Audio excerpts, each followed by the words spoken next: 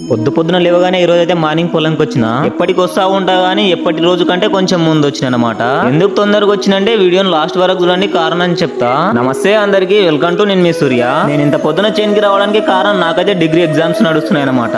ఇంకా ఎగ్జామ్ వచ్చేసి 9:30కి ఉంటుంది మార్నింగ్. అందుకే మనం సెంటర్ దగ్గర 9 వరకు ఉంటే బాగుంటది అని చెప్పేసి పొద్దునైతే పొలంకి వచ్చి వాటర్ చూసేసుకుని సీదా ఇంటికి పోయిన అనమాట. మా పొలంలో వాటర్ మలిపేటప్పుడు నా చేయికి అయితే ఎర్రచిమ్మలు కరిచినాయి అనమాట. కరిచిన వితిన్ 2 minutes లోపల నా చేతికి అయితే బెందులు వచ్చినాయి అనమాట. మీలో కూడా చాలా మంది ఎక్స్పీరియన్స్ చేసే ఉంటారు పొలాల దగ్గర ఎర్రచీమల వల్ల. ఇంకా ఇంటికి వచ్చి స్నానం చేసుకుని మొత్తానికి రెడీ అయిపోయి ఇంట్లో పాలు ఇచ్చేసి సీదా తాండూరు వచ్చిన అనమాట. ఇంకా నేను తాండూరు వచ్చేసరికి 8:40 అవుతుంది అనమాట.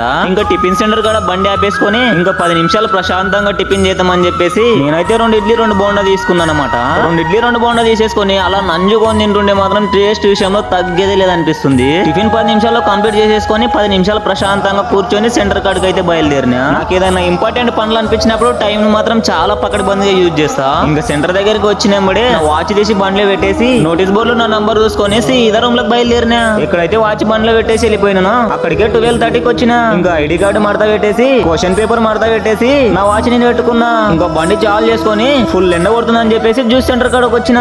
ఫైనల్ గా నేను గ్రేప్స్ ఆర్డర్ ఇచ్చేసి ప్రశాంతంగా తాగుకుంటా కూర్చున్నా. ఇంకా ఫుల్ ఎండ కొడుతుందని చెప్పేసి ఇంకా సీదా ఇంటికి వచ్చి డాన్స్ పాపతోనైతే ఆడుకున్నా.